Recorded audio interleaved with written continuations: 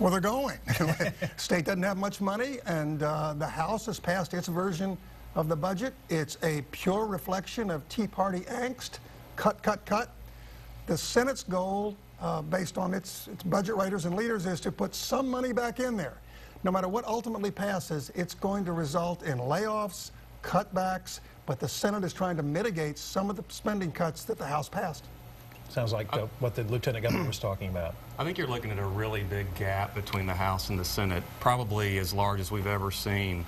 I mean, I think it's sort of the House is from Mars and the Senate's from Venus right now. They're just really in different orbits, and I think it's been really interesting to watch what Steve Ogden, the chairman of the Senate Finance Committee, has said, talking about fixing the business tax, doing a lot of things that are not really what the freshmen in the House are saying, what a lot of the House members are saying. Plugging the loopholes, that sort of stuff. Yeah, and there are a whole series, in the last week, Senate members came out with a whole series of ideas.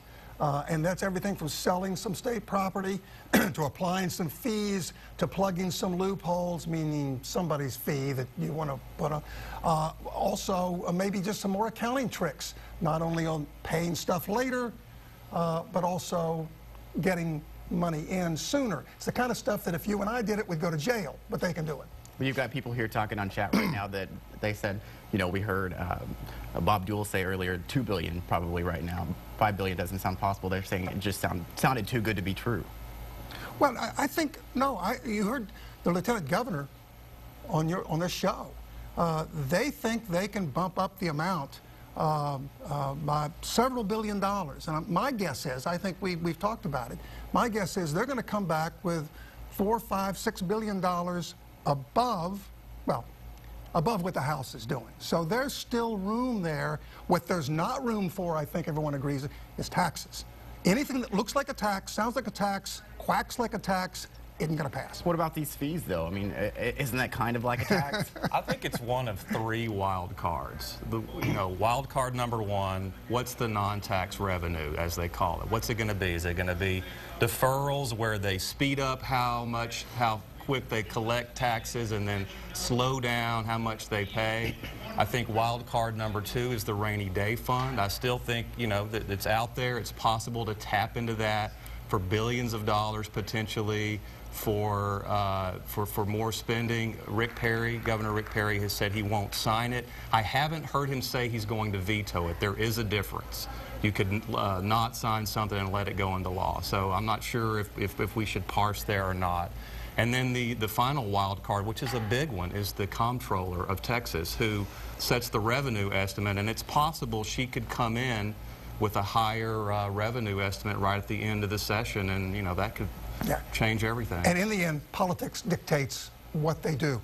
For Rick Perry, he wants to emerge from this session with no new taxes, with a kind of Tea Party-friendly conclusion that makes him look good nationally. David Dewhurst might run for, as you say, governor, possibly lieutenant governor. The comptroller would like to run for it. There are a lot of people who are looking at their future, and they want to make sure that they don't look like tax and spend liberals coming out of this session. That would be Bond in the TV commercials. That's right. Repeatedly. Right. You have a question coming in. Yeah, people are wondering exactly, how is this all going to play out with the $5 billion? Are we going to be able to get up to that? I mean, it was something we kind of just mentioned, but is $5 billion, if they want to lay out the budget in the next week, is that going to be possible? Look, you can pick up $1 billion, $1.5 billion selling some state property, they say. You can pick up $300 million if we close the fee, start adopting a fee for doing computer services. There's stuff out there. I think they can pick up $4 or $5 billion if the will is there. The question is, will the Senate do it? And is it going to be palatable to especially the Tea Party faction in the Texas House? It's certainly doable. I think you make a good point. 3 to 5 is what Jim Pitts said recently to some reporters, 3 to 5 billion. Deferrals are 2 to 3. He said that the speed up bill that they call it was a little bit lower than he thought, where you speed up your tax collections. He thought that was going to come in at 3. They scored it at 1. He's still hoping it'll be a little more. I thought what was interesting is when we asked Pitts, are you proud of this? Can you take ownership of this budget? And he said, this is not the final budget. So I think it's very clear that a lot of the leaders in the House do not want this to be the final budget.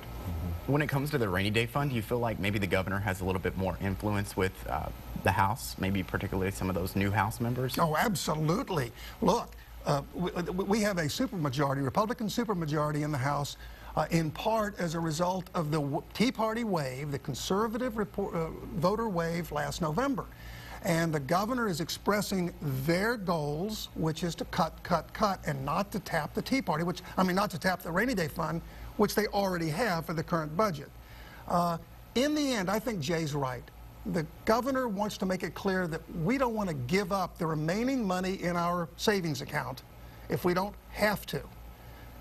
But I think he could by not vetoing. Remember, as Jay just said, the governor has said, I wouldn't, I won't sign a bill for the next 2-year budget that takes money out of the rainy day fund, but a bill can become law without the governor's signature. So typically, Perry says, I don't issue veto threats, at this time of year. I mean, sometimes governors do, but I've heard him say that.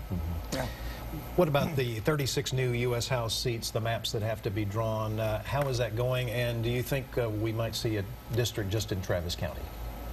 Boy, I don't know. Travis County certainly thinks it deserves a district. I think the politics of this is that the line writers, the border writers, will do everything they can, again, to get rid of Lloyd Doggett, which probably won't happen, this district. But, you see the result of this. This is really against a backdrop of an enormous growth in Hispanic population. And so everywhere, Houston, Dallas, the Valley, everywhere, and Austin, around Austin, says this increase in Hispanic population ought to dictate, to some extent, the writing of new districts. So Dallas wants a new district, Houston wants a new district, there will be 4. It's possible, but it will be tough. Texas grew by 4.3 million people in the last 10 years, more than any other state. Texas is getting 4 congressional seats as they shift these around. Rust Belt to the south, 89% of the growth, 89% was from minority populations. The chairman of the House Redistricting Committee has already said there will probably be a Hispanic district in North Texas, and if you look at Pete Sessions' numbers, Pete Sessions, a congressman from Dallas, the Dallas area, he is now in a majority-minority district, and I think it looks likely that they'll take some of that population and help carve out a Hispanic district. So you're seeing all over the state in these halo counties, Bastrop, Williamson, Hayes, Montgomery in Houston, Fort Bend in the Houston area, all of those areas, that's where the growth is, and that's where a lot of Hispanics have moved to, and you're going to see some interesting districts, minority-based in those areas. And I was going to say, the rule basically in redistricting is save the existing incumbent seats first. Wayne Slater, Jay Root, thank you for being with us. Appreciate it. We'll be back with more of Session 11 right after this.